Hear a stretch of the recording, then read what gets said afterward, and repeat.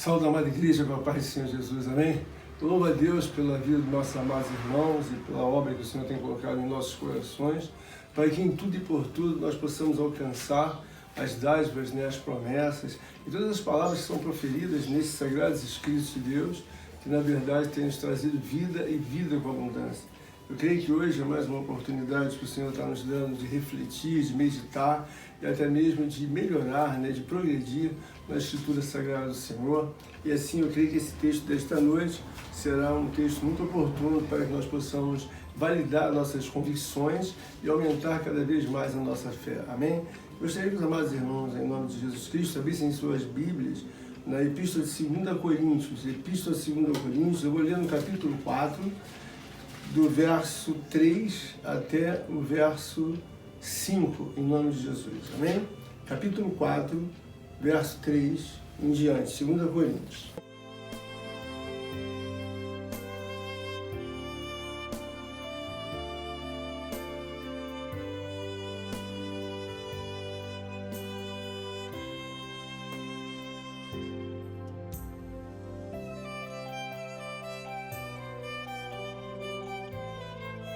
Diz assim a Escritura Sagrada, irmãos. Creio que todos já estejam com elas abertas, para que o nome do Senhor Jesus possa ser glorificado. Diz assim o Escrito Sagrado do Senhor nesta noite para eles. Mas se o nosso Evangelho ainda está encoberto, é para os que se perdem, que está encoberto, nos quais o Deus desse século cegou o entendimento dos incrédulos, para que não lhes resplandeça a luz do Evangelho da glória de Cristo, o qual é a imagem de Deus, porque nós não pregamos a nós mesmos, mas a Cristo Jesus como Senhor e a nós mesmos como vossos servos por amor de Jesus. Amém? O Espírito Santo de Deus, irmãos, tem nos trazido grandes oportunidades para que o conhecimento de Deus seja expandido em nossas vidas, segundo as doutrinas escrituradas, e assim o nome do Senhor Jesus Cristo vai sendo glorificado, engrandecido, exaltado. Nós temos que, comumente entre nós, existe a necessidade de nós entendermos todas as fases em que, na verdade, a pessoa de Deus e a pessoa de Cristo esclarecem para a nossa vida uma situação de devida reverência, de devida glorificação, de entendimento, para que nós caminhemos com a devida obra dentro dos nossos corações, vivificados pelo Espírito Santo. O apóstolo Paulo, ele tem um total entendimento extraordinário, haja visto que é o maior de todos os teólogos que surgiram até os dias de hoje, Deus usando de forma grandiosa. Ele começa o texto nesta noite nos esclarecendo a necessidade ao qual nós temos de ter em nossos olhos, em nossos corações, pela fé, a pessoa de Jesus Cristo. Ainda que haja toda uma explicação da sua sublimidade, da sua eternidade, do seu poder, da sua graça, nós sabemos que o Evangelho de Jesus Cristo é um Evangelho, é a obra mais nobre que chegou até os nossos corações, até os nossos ouvidos, até os nossos olhos. Por quê? Porque é uma obra, irmãos, que vai mudar totalmente a vida daquela pessoa que não tem nenhum conhecimento acerca de Deus e até mesmo as interposições de quem vai entrar no momento no lugar do Espírito Santo, do Filho e de Deus. Essas coisas às vezes ficam, na verdade, de forma um pouco embaraçosa ao coração daqueles que ainda não conhecem a Deus e até mesmo daqueles que conhecem. Então é preciso que essas coisas estejam compiladas de uma forma muito ordinária para que o nome do Senhor Jesus Cristo seja glorificado e engrandecido. O apóstolo Paulo, ele traz uma excelência de uma explicação extraordinária para as nossas vidas, e ele diz assim nessa noite, através dessa palavra: mas se o nosso Evangelho ainda está encoberto, é para os que se perdem que está encoberto. Mas se o nosso Evangelho está encoberto, é para os que se perdem que está encoberto. Por quê, irmãos?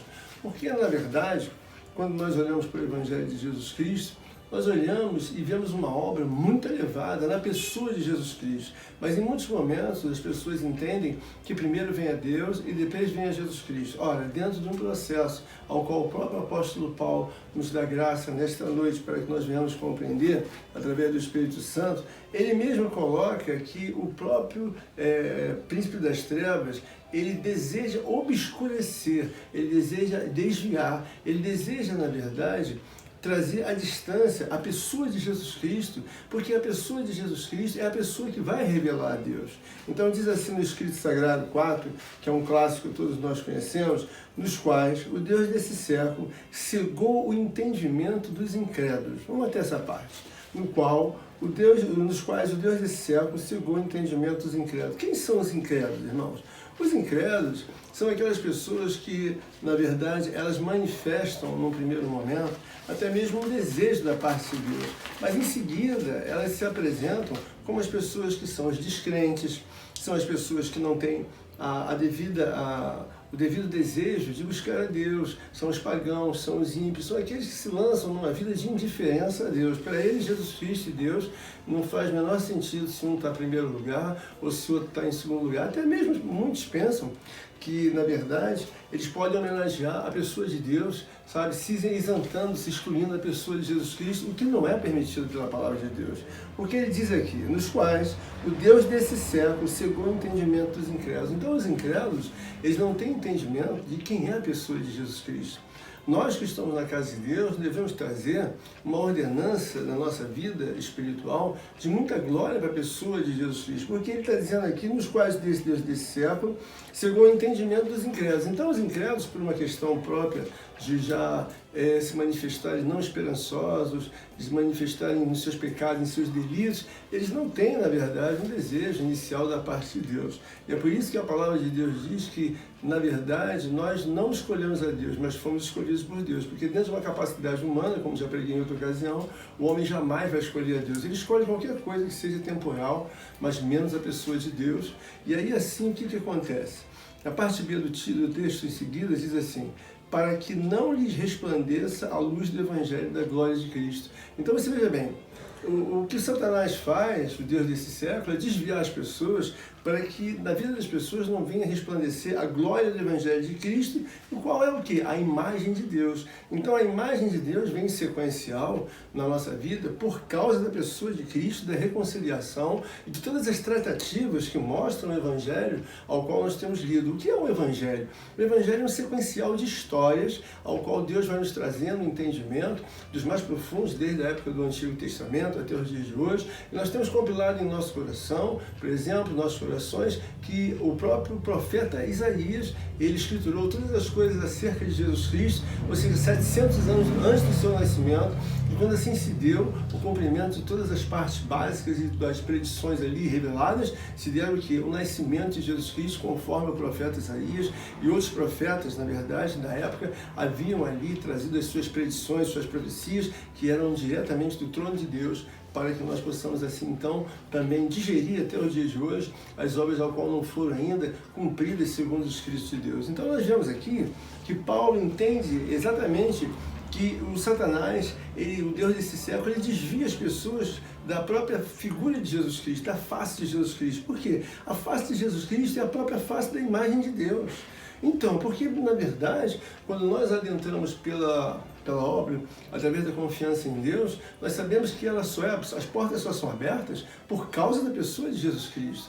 A Bíblia diz que ele é o reconciliador, ele é aquele que faz a ligação entre Deus e os homens. Por quê? Porque na palavra de Deus diz, eu sou o caminho, a verdade e a vida, ninguém vem ao Pai senão por mim.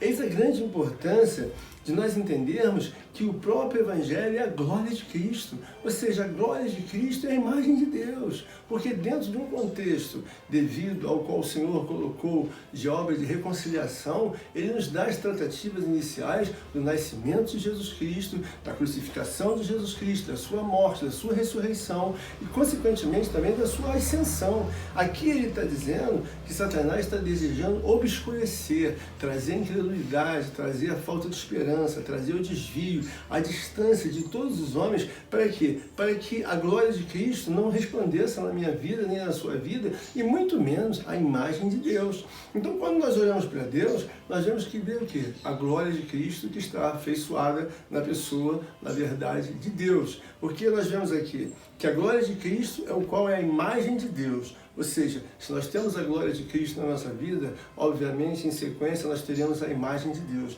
Agora, uma vez que as pessoas se lançam diretamente a excluir a pessoa de Deus, as coisas ficam muito difíceis e complexas de serem entendidas. Até porque o apóstolo aqui, ele coloca as devidas razões nos seus lugares. Ele diz que a glória de Cristo é a imagem de Deus. E se nós temos aficionados aos nossos olhos e corações o desejo de quem é a pessoa de Cristo, nós começamos a movimentar na nossa vida uma vida extraordinária, magnífica, uma vida de devido temor e devido tremor. Por quê? Porque nós sabemos que Jesus Cristo é uma pessoa viva. Jesus Cristo é uma pessoa viva e eficaz, porque a palavra de Deus diz que ele, na verdade, diante dos fatos ali relatados nos escritos sagrados, a Bíblia diz que ele foi preso e depois ele foi crucificado, ele veio à morte e depois da morte ele veio o quê? A ressurreição. Então, a ressurreição, diante desse ponto aqui do livro de 2 Coríntios, é um dos pontos mais difíceis em que as pessoas, na época, desejavam que isso não se dava. Por quê? Porque eles entendiam que a ressurreição era uma rejeição do próprio corpo diante de Deus. Olha, se Deus rejeitava o próprio corpo por ser uma coisa maligna, eles, na verdade, entendiam o quê? Que não se dava assim a ressurreição. Mas o apóstolo prossegue em seus firmes entendimentos, segundo a graça e segundo o poder do Espírito Santo, e ele ainda fala assim no verso 5, porque nós não pregamos a nós mesmos, mas a Cristo Jesus como Senhor e a nós mesmos os vossos servos, por amor de Deus. Ele entende que prestam serviço para Deus. Então, todas as vezes que eu falo de um aspecto ministerial, eu estou falando de prestação de serviços espirituais, ao qual todo homem tem a capacidade de desenvolver segundo as Escrituras Sagradas. Mas os serviços estão pautados exatamente nos pensamentos elaborados, edificados pelo próprio Deus. Então, aqui existe uma razão ao qual o apóstolo Paulo faz uma defesa extraordinária, magnífica, de mostrar que o Deus desse século, ele tem uma função, sabe, dada, assim, esclarecida por Deus, de desviar o homem da pessoa de Cristo, de desviar o homem da sublimidade que há em Cristo, de se lançar o homem nas coisas que parecem ser, não são nada, e até mesmo florescem e ali aparecem com grande luz, com grande magnitude, segundo as conveniências humanas temporais, mas quando se lançam na realidade de Cristo, todas essas coisas ficam, na verdade, devidamente lançadas a nada. E é por isso que é glorioso nós sabermos que o próprio Satanás, ele deseja trazer uma cegueira espiritual. Ele deseja fazer com que os homens, na verdade, não entendam a grandeza que há em Jesus Cristo. Porque se, na verdade, o homem descobre, a igreja descobre a grandeza e toda a sublimidade que há em Deus, aquela luz do resplandecer de Deus, ele vai nos trazer o quê? A imagem não só do conhecimento da própria palavra de Deus, através de Jesus Cristo, da glória de Cristo, e também a imagem da pessoa de Deus. Porque em muitas ocasiões as pessoas ficam remoendo, ficam desejando alguma coisa maior, e elas se lançam direto na pessoa de Deus. Mas a Bíblia diz que a glória de Cristo, ela é a imagem de Deus. Então hoje é uma noite que nós devemos trazer as nossas devidas homenagens, para que entendamos que se vemos a glória de Cristo, certamente iremos ver a glória de Deus. Agora, a Bíblia diz que Satanás e seus demônios, eles desejam obscurecer, eles desejam nos fazer desviar, eles desejam impedir que nós venhamos ver a grandeza da glória de Cristo. Porque se você entende que a glória de Cristo é o teu único bem, a glória de Cristo é tudo que você precisa na tua vida, porque o próprio Deus, através das suas razões bíblicas, a Bíblia diz que o Senhor não muda. Em Malaquias 3,6 ele fala sobre isso. Ele não muda a sua exposição. E aqui ele está dizendo que, na verdade, ainda que nós tenhamos aqui a obrigação como igreja, segundo a graça de Deus, nós pregamos com o entendimento que fazemos a obra de Deus, que é a obra sublime em Jesus Cristo, e, consequentemente, estamos trazendo um serviço ao alcance do reino de Deus. Então, o que nós fazemos na face da terra? Nós expandimos a obra gloriosa do nosso Senhor e Salvador Jesus Cristo, que é a própria glória de Deus. Isso com entendimento devido a várias razões já passadas e que em momento algum nós podemos deixar de homenageá-las. Por quê? Porque nós entendemos que desde o livro de Gênesis existe a necessidade dos homens compreenderem a pessoa de Deus. E a pessoa de Deus ela é compreendida quando nós vemos as razões nas pessoas de Cristo. Então, por exemplo, quando nós trazemos uma lembrança de que Isaac, ele ia ser, na verdade, ali naquele momento, morto. Então a Bíblia diz que quando Abraão entende que Isaac vai ser levado a sacrifício, o que iria acontecer? Não ia acontecer, em hipótese alguma, qualquer que seja a possibilidade daquela obra ser benéfica a nossas vidas como um todo, naquilo que diz respeito em que Isaac foi morto, mas em que? Para uma satisfação pessoal de Deus. Mas não poderia existir de maneira alguma que aquela morte de Isaac viesse ser a revelação de todos os pecadores ali estarem perdoados na pessoa de Isaac. Por quê? Porque Isaac era um pecador. Diante de Deus, a única obra que poderia nos revelar assim o perdão de todos os nossos pecados seria o sacrifício de um Messias, como está predito lá no livro de Isaías, capítulo 59. Apenas a morte de um Messias iria fazer tal coisa. O que nós vemos? Nós vemos o Messias é um homem sem pecado, gerado pelo onipotente Espírito Santo de Deus. Esta noite nós temos a oportunidade de compilar em nossos corações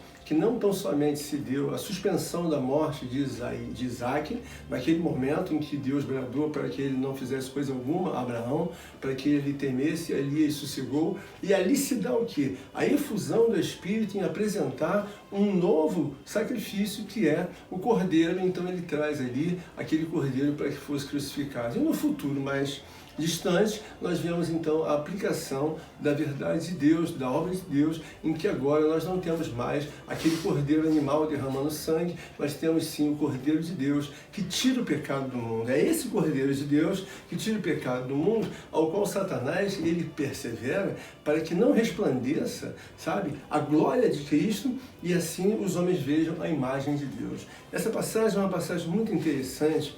Por quê? Porque ela manifesta a glória do conhecimento de Deus. No verso seguinte, no mesmo capítulo, no verso 6, diz o seguinte: olha que texto muito efusiante, muito glorioso, muito rico, que inunda nossas almas para você descansar, e todos nós descansarmos na gloriosa, sabe, virtude do Espírito de Deus. Olha o que diz a palavra.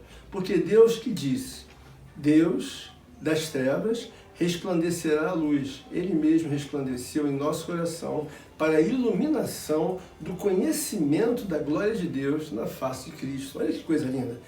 Das trevas resplandecerá a luz. Ele mesmo resplandeceu em nosso coração para a iluminação do conhecimento da glória de Deus na face de Cristo. Então, você veja bem, o conhecimento da glória de Deus na face de Jesus Cristo. E é por isso que Jesus Cristo diz: quem vê a mim, vê o Pai. Por quê? Porque o conhecimento da glória de Deus, ele é todo manifesto na face de Jesus Cristo.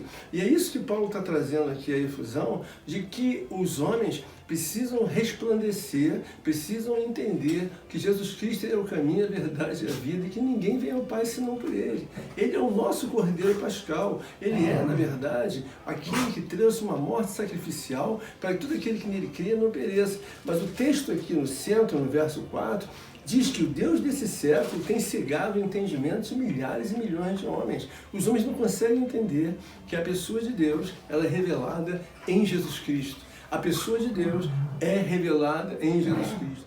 Assim nós vemos que todos os homens, eles foram feitos para se beneficiarem, para resplandecer diante de toda a glória de Deus. E é o que não acontece. Por quê? Porque o homem precisa estar devidamente convencido e convicto da fé de que ele precisa da pessoa de Jesus Cristo. Nós que somos cristãos, sabemos que precisamos estar devidamente concisos na pregação, servindo a Deus de forma bíblica. Por quê? Porque esse é um caminho, irmãos, que nós, na verdade, seremos beneficiados em qualquer lugar do mundo. Olha, se nós formos hoje para Israel, nós sabemos que o domínio é total de outras religiões e não a religião do cristianismo. Então nós temos o quê? Um judaísmo muito forte dentro do Estado de Israel. Em seguida temos aquela religião muçulmana e depois temos a religião daqueles que não têm religião e da religião católica e, por último, os judeus cristãos, que é um mínimo de pessoas. Todavia, isso não invalida de maneira alguma as escrituras sagradas que estão espalhadas pelo mundo e fazendo com que nós que não somos nativos, mas somos gentios de Deus, possamos crer em Jesus Cristo, e o nome do Senhor vai sendo glorificado, engrandecido, exaltado, e o reino vai sendo firmado. Então, o que Deus nos convida nesta hora é para que nós possamos despertar e entender que o Evangelho é uma obra, irmãos, um implante da parte de Deus. O apóstolo Paulo, quando ele explica no capítulo 13 de 1 Coríntios é o evangelho ali que fala universal do amor, ele está trazendo o amor. Então todos os aspectos da questão do amor estão revelados no capítulo 13 de 1 Coríntios, bem como a ressurreição, ela está explicada dentro do capítulo 15. Eu vou abrir aqui agora, no 2 Coríntios, capítulo 15, que também traz uma elucidação muito gloriosa, sabe, o complemento dessa palavra. 2 Coríntios, deixa eu ver se eu tenho aqui.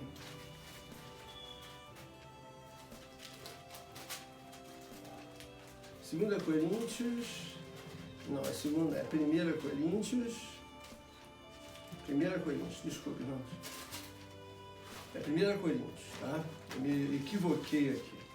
Em 1 Coríntios, eu gostaria que os irmãos abrissem suas Bíblias aí, para dar um tempo nós ocuparmos aqui a nossa mente com as coisas do Senhor e ocupar os nossos corações com as coisas de Deus. Então, em 1 Coríntios, capítulo 15, 1 Coríntios, capítulo 15, eu vou ler do verso 1 até o verso 6.